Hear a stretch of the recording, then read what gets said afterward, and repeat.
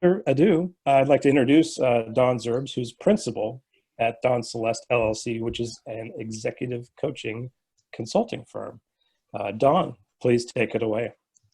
Wonderful. Thank you, Adam, and thank you everybody for joining. Hope you are all well. I'm looking forward to discussing successful transitions with all of you. But before we get started, I want everybody to close their eyes. Okay, Adam, you're the only one I can see, but I want everybody to close their eyes. All right, take a deep breath in, blow out, and imagine you are at Johnny's Tavern. You are with other people in person. You are relaxed, it's casual, we're going to eat lunch and have a conversation. Okay, you can open your eyes now and know that we're virtual, but we'd love to create that same feeling on this webinar. So as Adam said, please do your questions in the chat or unmute your microphone and jump in. So we look forward to having an interactive session as much as we can. And also, Adam's going to do this and help me with this too. But if there's something, if I'm talking about a slide that's not up, Adam will let me know. If he doesn't, then let me know so that we can make sure that this is a very interactive experience.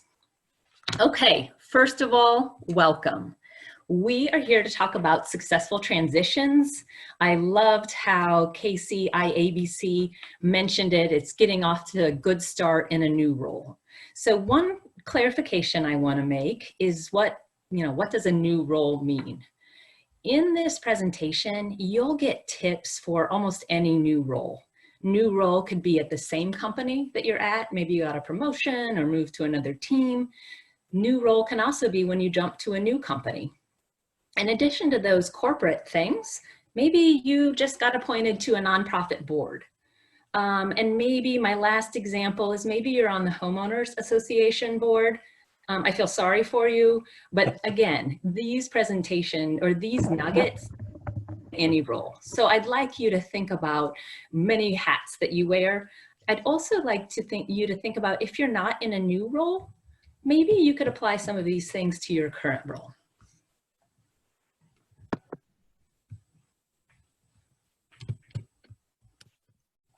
All right, here's what we're going to do today. We're first going to start off with all of you, and I want to know who's on the call, so we're going to do introductions. We're then going to talk about why we're even talking about this. And then the most important thing, I want to share with you the guide I've put together in hopes that it will help you.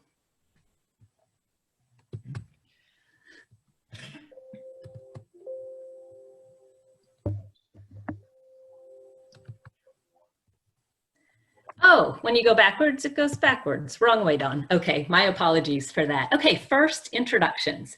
Here's how we want to do this. I want to learn from everybody that's on the call how many different roles you've had since college. So think about that, not just companies, but how many different roles. Maybe think of it as how many titles have you had since college. So I will role model. I'm going to open the chat. If everybody could open the chat and share their information that would be great. I'll role model this, and then I want everybody to go at the same time because it's chat. I'll be able to see the number of roles you've all had. So here's my role modeling. I am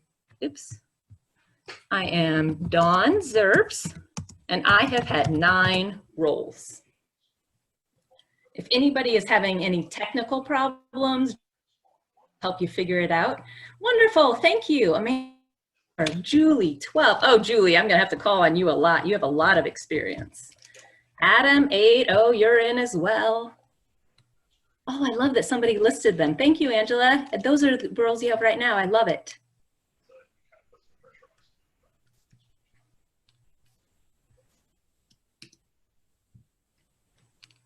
Oh, Dawn, you're on my list too. I look forward to hearing from you and learning from you.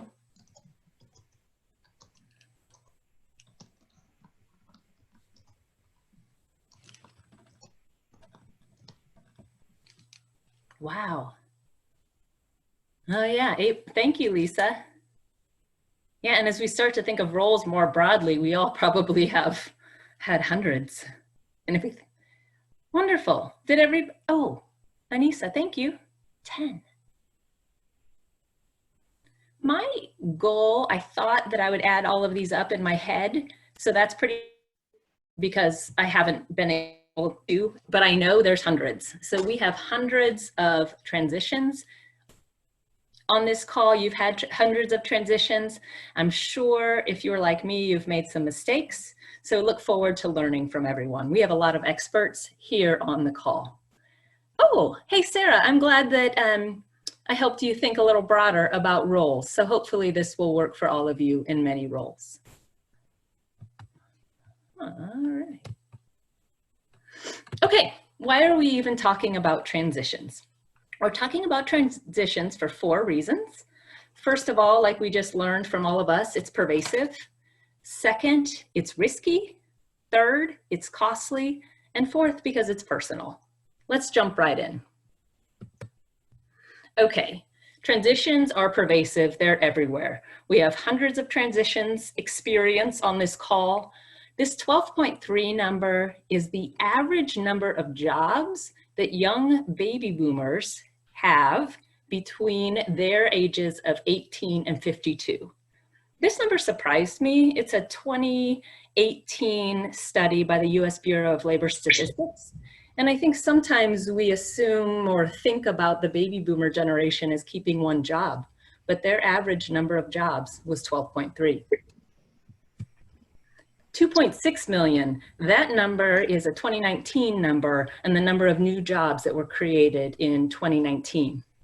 Clearly, there's a lot of chance and a lot of time for people across the world to practice transitions, and a lot of mistakes they can share with us so that we don't make them. Okay, the next reason we're talking about transition is because they're risky. This number, the 50 to 60% number, is the number of transitions that fail within the first 18 months. So that's really scary, and it's really true. So we're talking about this because it doesn't always go well. This number, 68%, that's the number of the transitions that fail because of politics, culture, or people. 68, so the vast majority of transitions fail because of what some would term the soft stuff. I argue that it's not the soft stuff at all. It costs us, it costs companies, it costs the economy a lot of money. 213%, we're gonna run into costly. Oh, I have a chat.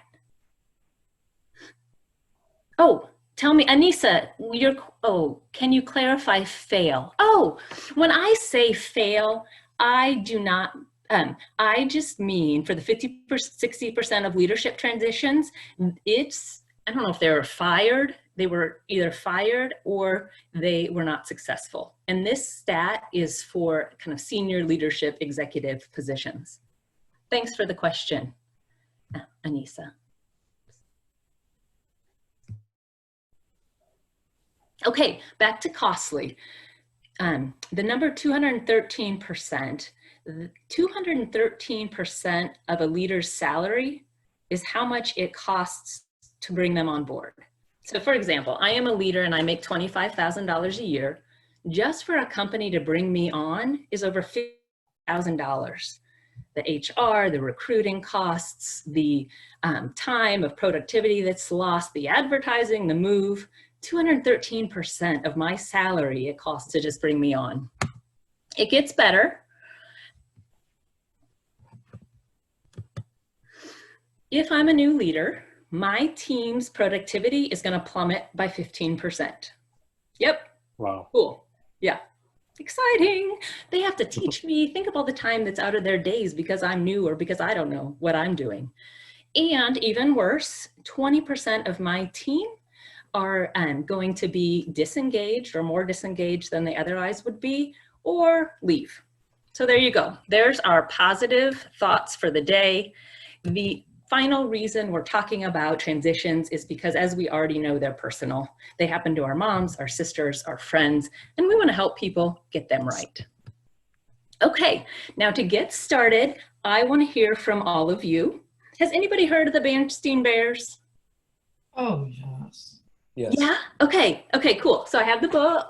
There's many, many books. It's a children's book. And in this children's book, the dad teaches the kids how to do everything by being a bad example. So he does everything wrong so that the kids then can know what right looks like.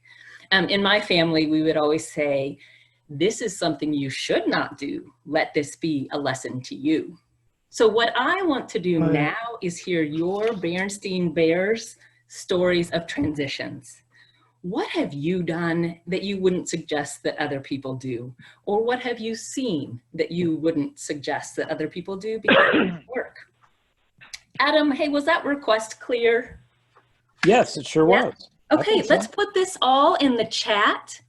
I am going to give all of you 60 seconds. So think about and share. Don't have any identifiable, of course, but I want to give you 60 seconds to share your Berenstain Bears transition stories. Let's do it.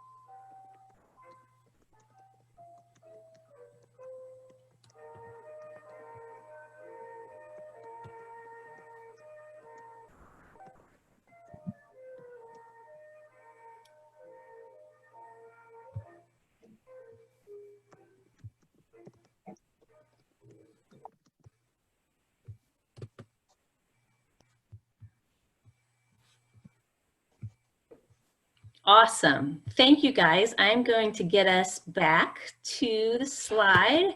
I'm messing up a little bit. Let's see. The other thing I need to do is stop that share because it's going to do that. Hang on. There you go. I have some background music that I'm not intending to have. It's not happening on our end. It's not? Nope. Really? Yep. Okay, but it's like disco. I can't handle it. So let me figure this out. I'll read through if you want me to, a couple of them while you're doing that. Yeah, will you? That'd be Yeah, great. sure. The first one that we got in was from Lisa. It was, don't quit a job before you have another one solidly in hand, which was excellent. Yeah, that's fantastic. Julie said, earlier in my career, I would jump right in to make organizational changes in a new role without adequately listening and learning first.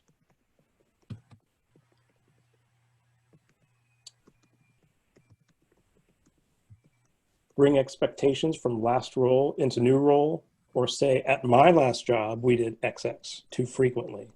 I know you've got a point on that. Yeah, isn't that annoying? Uh-huh. Yeah, somebody joins and they're all knowing. Don't be so quiet and don't be so loud, right? Dawn, is there a good point of time where you kind of want to sit and observe and analyze what's going on before you really step out? Absolutely, and we're going to talk a lot about that. Right. What do you see, Adam? Because I'm having some trouble over here. I see on my screen me, and I see you. Okay, and behind that, what do you see? That's it. I see you behind me. I'm in the smaller window. Okay. I am going to... So forgive our technical difficulties, folks. Yes, forgive me. I have lost the little bar that helps me share things. So when you go down, if you go down to your lower thing, it doesn't pop up anymore. Oh, I found it. Hallelujah. Okay, now I will reshare my slides. You guys, I am so sorry. That is completely my being a rookie at this. Do you see the slide again? Yes. Okay.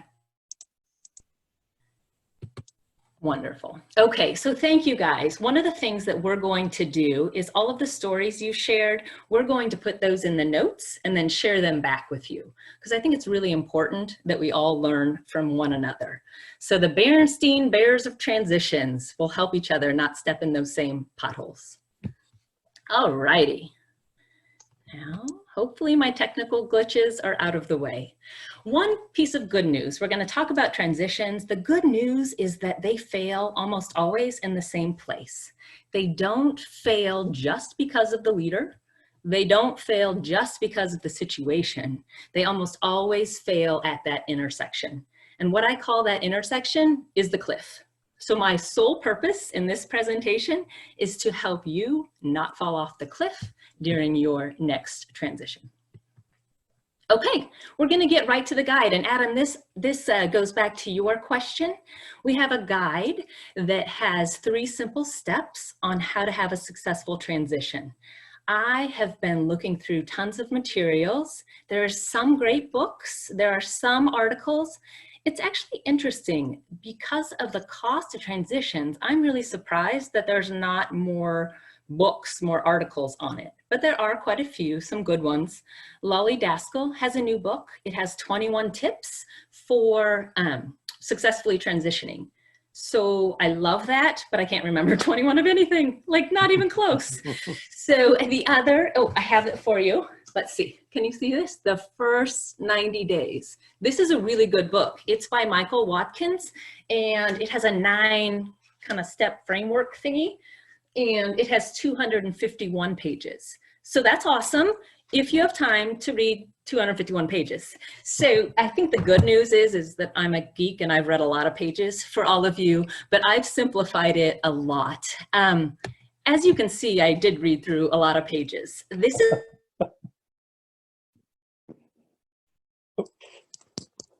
We lost you, Don.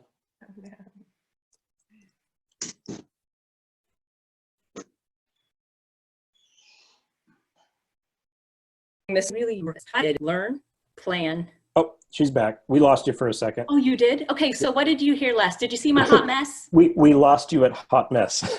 Oh, okay, so hot mess. There you go. Get better.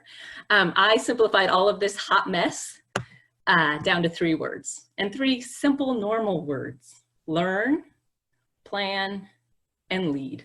And that's what we're going to talk about today. So the guide, hopefully you all have access to the guide. You don't need to get it out right now for pages that I talk about, but the guide is structured in that simple way: learn, plan, and lead. So what we're going to do is avoid the cliff. That's all. That's all we're here to do.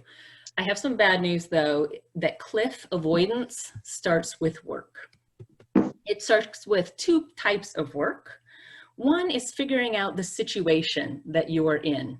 And I call this, I'm not going to try to write too much, but I call this the homework that we all need to do. The other type of work that we need to do is as with ourselves, being introspective, figuring out how we want to show up in our new role. And I call this, I think this is the only time I'll try to do this, and I'm not very good at it. I call the work that we need to do as leaders, I call that the heart work. So we're going to talk about those 2 types of work and what you need to do before you even start your new role.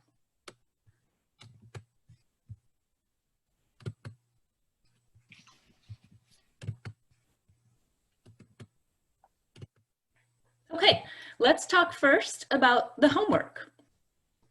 The homework is the work you need to do to learn and think about your role, think about the industry, think about the company. You need to do all the research that you can and learn all that you can before you even start the job. There are going to be things that you know, and there are going to be things that you don't know. And don't worry about the things you don't know, but make sure that you create what I call a learn list. It's in your workbook on page 11. Start listing all the questions that you have, all of the things you can't find when you're researching in other sources, so that you can be sure to ask those and learn about those when you first join the job. Okay, next we have the heart work. I'm going to run by on page 10. There's an exercise that you can do when you first start a job. It asks you to think about how you want to be known in the first 90 days and then how you want to be known after you leave the. So please think about this because this is all about us as leaders. This is all about our leadership legacy. And so leadership legacy is defined how others approach work because of having worked with you. So please, any new role you're going into, go to page 10 and fill out that exercise. Okay, so we have prepared, we are all set, we are all ready. Now we need to go to the job. So we did all of that before we even went to the job. You guys all know first impressions are critical. Amy Cuddy is a social psychologist at Harvard, and I think she says you have about 2 seconds to make your first impression, which is a little scary, and I have no idea what I was doing the first 2 seconds of this webinar, so bear with me.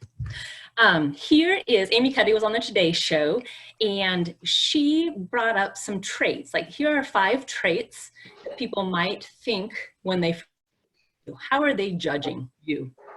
The interesting thing, hey Adam, do you have any guesses on which are most important or which order they happen in? I would imagine establishing trust is probably paramount. Okay, everybody, we did not cheat. I did not tell Adam this answer, actually. So you are absolutely correct. The 2 most important, one is to establish trust, and the second one is, can I respect you?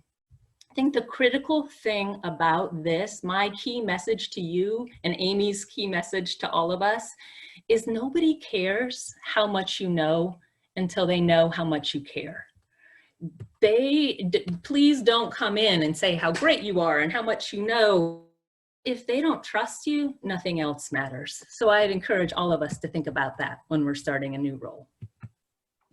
Okay, Adam, did you ask about, should you take a little time at first to learn what's going on in the context? I sure did. How long should that transition be where you're kind of sitting and observing a little bit before some of us open our big mouth and then stick our foot in it? You know what I suggest, and it's different, there's nothing magic about 90 days, but I like to think in 90 days because it's short enough to create a sense of urgency, but long enough to actually get something done. So I'd encourage you to take at least 2 or 3 months before you share your brilliant ideas, Mr. Adam. I would take I call it the look at that stakeholder list, look at that learn list, and set up meetings. Set up meetings with your team, set up meetings with your bosses, your colleagues, so that you can learn. I have some tips on the listening tour. Be creative in how you set up the meetings. Some might be a meeting that's already on the books, that you have 3 of your team members there, for example, so use that. Use people's time as considerately as you can. Some might be a lunch that you already have. Some might be a coffee. So be creative in setting up the meetings. One of the key things people do wrong in transitions is they set up meetings in the wrong order. Order matters. So if I come in, I'm a big shot, and I set up all my meetings with the muckety mucks, and I forget about my team, that's a signal. That's a really big signal. So order matters, not necessarily when they happen, because who knows about schedules, but knowing that people were reached out to and when matters a lot. Some of the other tips, be prepared. Don't walk in and say howdy doody.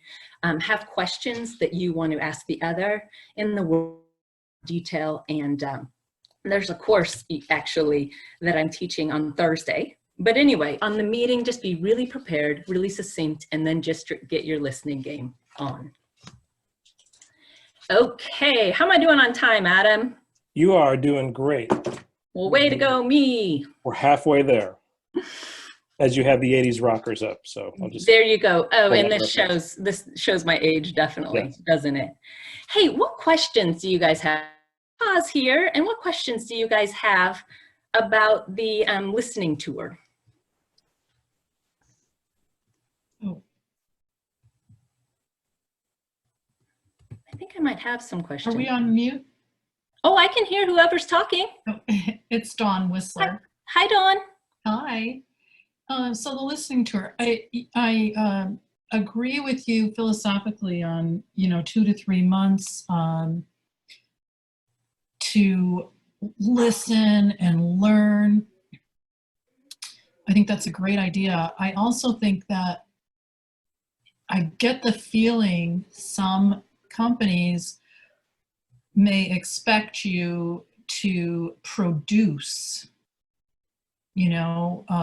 and to get things done, or, make suggestions before that 2 or 3 months. That's the balance. And it kind of goes with the question that I had yesterday for you that we will bring up at the appropriate time. I think that's a great point, Dawn. I think in my suggestions here, the reality is that this listening tour is not 100% of your time. In reality, it might be 30 to 40% of your time, because the other is when you're needing to jump in for that next person. I think the real work, this is kind of like redesigning the inside of a plane while it's still flying. You do still need to fly the plane, but one of the important things is connecting with your boss and what they're expecting. That what I'm hoping that we can do in this listening tour is to define our key priorities in the role. So if after 2 to 3 months, we can say, hey, going forward, I'm going to do these things, that will really, that's what I'm talking about at the end of the listening tour. So you absolutely have to do the day-to-day. You have to support your team. But just check in with your boss. And then when you're talking to people, expectations, say, hey, I'm hoping to have our new priorities, by the end of March. Until then, come to me with however I can help. Did that answer your question? Yes, thank you. Okay, you are welcome. Thank you for asking it. What other questions do people have? I saw Amanda had one, just wanted to know maybe a couple examples of what types of questions should be asked during the listening tour. Oh, that's a great question. I am on page, you don't have to turn to it because I'll just open it and share some with you.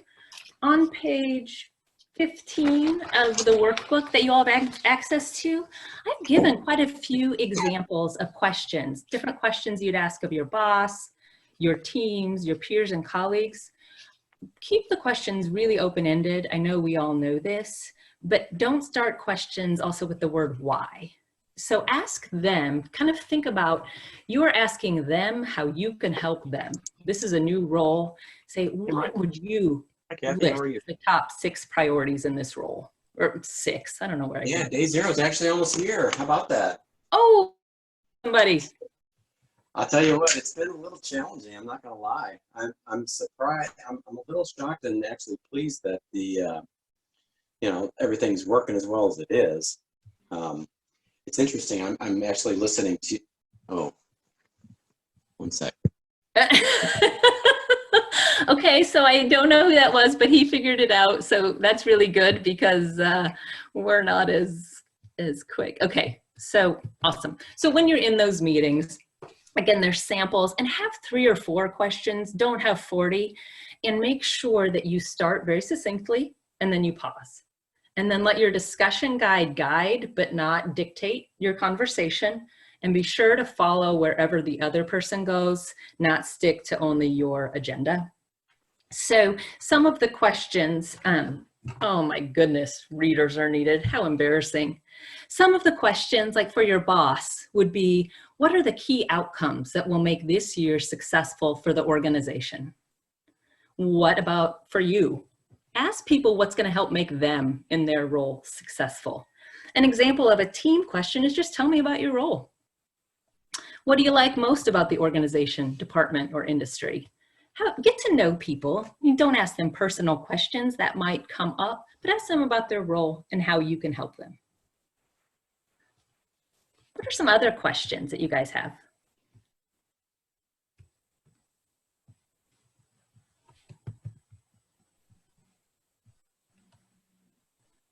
What is something else? One thing on the listening tour, on page 14 of the a little sample agenda for all of you, if that's helpful. What it is just to be prepared and just so it's really succinct when you join. There's a beginning, a middle, and an end. In the beginning, state your purpose, tell them why you're there, and pause. It should be 20 to 30 seconds. In the middle, start with your discussion guide, but don't let it dictate. And in the end on time, make sure to say thank you and let them know what the next steps are. I think those are the kind of structural things that need to happen during the meeting. I think the most important thing, especially during the middle of the meeting, is to get your grace on. You don't know what's going to happen, where it's going to go. So be sure to just go with the flow. You can be as prepared as you want, but you need to be prepared so that you can be spontaneous and meet the other person's needs. Do we get any more questions, Adam? Sorry, there was one asking where we could find the guide, and I just put a link in the chat. Oh, wonderful. So yeah, so link is in the chat. If you guys have any questions about the guide, but yes, share that. My whole goal is to help. So if the guide or this presentation would help anybody you know, please share it. The guide you'll see is much like a workbook, much like a journal, because a lot of this work is writing, learning, and listening. There's this Ebbinghaus, I think, did some research, and it's called the forgetting curve. And if we don't write things down or do something to reinforce them, like talk about them, etc., we'll forget 75% of the stuff that we learned in 7 days. So journal, use this workbook, have a journal of your own, whatever you think, but make sure you write this down, because it's totally pointless if you do a listening tour and then don't use that information to set your priorities. So anyway, I hope that guide is useful. Shall we keep on keeping on, Adam? You bet. All righty. I see someone said the link is not working. Let me search and I'll make sure that we got a good one for you, and I'll repost. Okay. Sounds great. And thank you all for, first of all, joining and your patience as we figure out this. It's not new for most people, but it's new for Adam and me. Okay, so we've talked a lot. We actually talked almost all of today about the learn, what you need to do to learn and get the context of your new role. What I want to talk about next, or share an example of, is what you're trying to learn, what you're trying to produce with all that learning. So here's an example of a very simple 6-month roadmap. Dawn, this goes to your question. This is maybe what I would get done or have after 2 to 3 months. So have all of your information, get all of the information, and then you got to decide what you're going to prioritize. If you try to do everything, you'll get nothing done. And this is just very simple. What are your five might be too many, but what are your 3 to 5 priorities? When will they happen? And what resources do you need to get those things done? The most important thing is talk about this with your boss. Are we on the same page? Are we aligned? What would you change this? And then use this to communicate with others where you're going to focus and where you're going to start organization. I think it's really important too to just be completely upfront. So perhaps I talked to John, and John's most important thing that he talked about the entire time was he wanted the Purple Socks initiative. He thought that was the most important thing that could ever happen in the company. Well, if when I get all of the information from all of those, and my boss and I decide that the Purple Socks initiative isn't on the top 5, I need to let John know. I need to say, just very honestly, hey, I appreciated learning that. If you did, it didn't make the top 5. So I just wanted to let you know. Be very, very upfront in terms of what your priorities are and what you are and aren't going to do. The other thing in your 6-month roadmap, be looking for easy, low-hanging fruit that you can do during the 2 to 3 months of your tenure. So for example, and I call those early wins. For example, if your team has terrible communication and people don't know what's going on, and you hear that in 4 out of the 4 of the team meetings or the listening tour meetings you have, well, schedule a weekly meeting so that then people can talk. That's an early win. Things that you see, that barriers that can be quickly broken down and not risky to your reputation, do those first. And when you share your early roadmap with your boss, share, hey, these are the things I've already done. These are the things I've accomplished. One warning in the early wins is be sure to check in, not all the time, but with your boss. Is there something that's a political landmine that you might decide to jump in and change? Be careful with that so that you know the politics and the situation.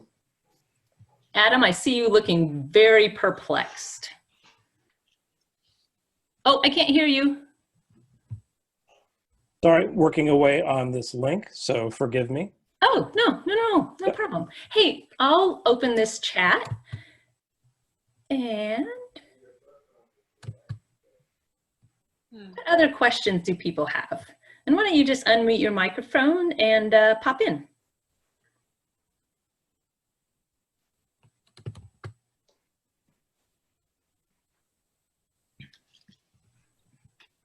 All righty, let's keep on keeping on. Okay, just some final reminders. Remember, when you're in a new role, you are not these things. You are not a knight in shining armor. You're not there to be the all-knowing and here to fix everything. But you are a leader, talented, deserving, curious, and you're ready to make a positive impact. So if I can leave you with 4 tips, they would be, don't step off cliffs, don't do the Berenstain Bears stuff, but my most important reminder for you is to be sure to be yourself. They hired you, they wanted you to join the team, you bring your gifts, so be yourself through all of this. And that is what's gonna make you successful. Be yourself, but let them see yourself a little later, and make sure that you're listening and establishing the trust with all of your colleagues. That is the end of my presentation. And so I would love it if there's questions or conversations, or if we're at Johnny's, maybe we'd get a beer. Probably not. It's the middle of the day. But my contact information is there too if anybody wants to reach out separately. But I'd love to hear your questions here if anybody wants to jump in. Or let's debate something. What do you disagree with? What would you change or what would you add to this presentation?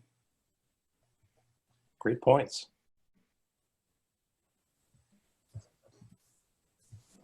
Hey Don, excuse me, I didn't quite catch all 4 tips, and I don't know if it was an internet issue on my side, which could be the case. Do you mind reviewing those just one more time real quickly? Not at all. The first tip is don't step off cliffs. Make sure that you're looking at the situation and your style and how those intersect. So don't step off cliffs. Don't do any of the Berenstain Bears things. So those are the negative, right, Paul? Those are the don't do's. I think the most important 2 things to do are to roll with it. You're going to be very prepared, but you don't know what's going to happen. So roll with it in your first 90 days. And then again, the most important thing is be yourself. They hired you, they want you, you have gifts. So be sure throughout all of this to be yourself. Did those come through clearer? Great, thank you so much. It was the 3rd one. You're welcome. I think, you know what I did, Paul? I said 4 and then I shared 3. So thank you for asking.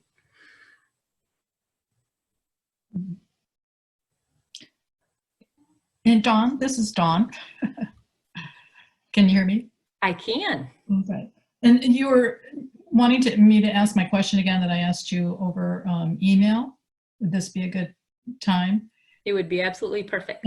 And I think you kind of mentioned this a little bit, but maybe expand in terms of, you know, I've been told so many times that they want a change agent, right? Mm-hmm. And yet when you come in and you start, you know, intuitively, as we are seasoned professionals, some of us can look very quickly, notwithstanding the fact that we're not going to maybe tell them what's wrong, but we can surmise some of the situation very quickly, and we look at their standard operating procedures, and we want to be that change agent that they asked us to be. Mm-hmm. But when we try to be that change agent, they feel threatened. And so I know, certainly, it's bedside manner and all the things that you said, like, don't say why, don't use the word why when you're asking why. So I think that was a good idea. But yeah, if there's anything you can share about that. Yeah, we want you to be a change agent, but don't say anything. Oh, and don't change that, Dawn, right? And don't change that, yeah. Don't change what the real problem is. That's a great question. And I think my suggestion, and it depends on what type of role you're coming into. If you're coming into a turnaround situation, that's expected. Talk with your boss. You're probably going to be expected to change things very fast. But if you're coming in to improve a situation that's not completely broken, like we're not losing all of our revenue, then I would give it a little time. I would say, take your time, make sure to ask all the questions and learn. And then, you know what I would do when it makes sense, involve the people that are in the process right now in the change. When you first have your meetings, oftentimes people have great ideas on how they wish things were different than they're doing them right. So I'd be sure to ask that. And then again, I would just check in with your boss in terms of any early wins that you want to do and implement right away if you sense that they might be risky. So hopefully that will help. And again, the 6-month roadmap saying, hey, are these the priorities? I think that's the best thing. Yeah. And we always do, we always want to say, at my old company, we had this problem and we solved it like this. That is in the bubble and above our head completely. But just take your time, sit with it a bit, jot it down. Maybe it's an early win, maybe it's not, once you learn a little more information.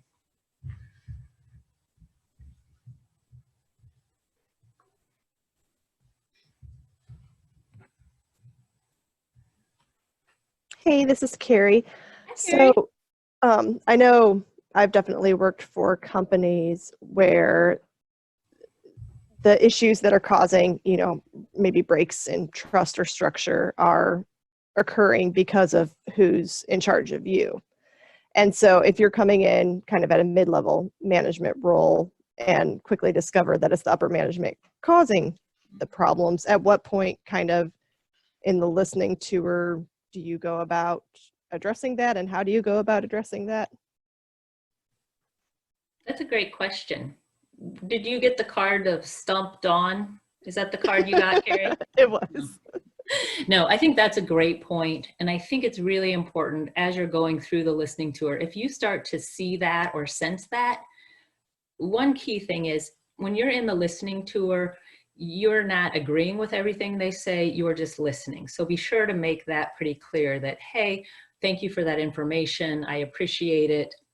Bring it in. And then I think learning that from others is a great opportunity when you go back to your boss to share. It takes courage, but to share maybe some of the things, not you're a jerk and everybody hates you, that doesn't go over so well, but to share some of the things like, hey, it looks like this team really wants some more information. Or, hey, this looked like an area that I heard pop up a couple times. Could I help with that? So I think it's in a very not delicate way, but that you try to address that trust issue in your priorities, and you try to see if you can address it directly. If it's not your role, Carrie, then let it be, let it lie. So for example, if you're talking to me and I really hate Adam, then have me talk to Adam. That's not your job. Say, oh, that sounds like something you should talk to Adam about. And then let that go. Your job is not to fix the entire company. Your job is to do the best you can in that role that you were hired for. It's sticky, right? It's not easy. That's why we're talking about this. That's why people fail. Did that help, Carrie? Yeah, perfect. Thank you. What else? Anything else? Looks like we have about 10 minutes left. If we need it. If not, we won't just hang out and smile at each other. As consultants, do different corporations put a value to a change? Or so as you're going in as a consultant, do you have to either show that value or give a number to the value of a given change you have to bring? Oh, a great example. So yeah, I think we all do. So if we make this change, why will our business be better?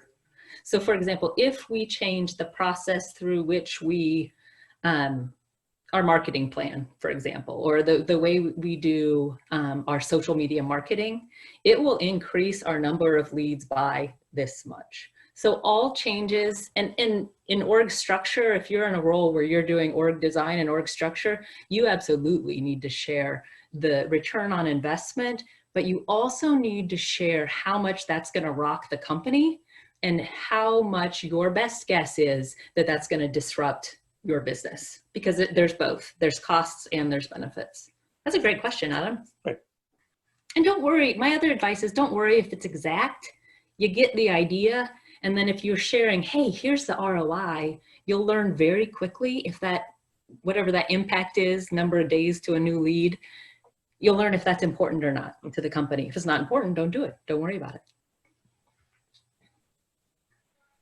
Great, thank you. Are there any other questions out there?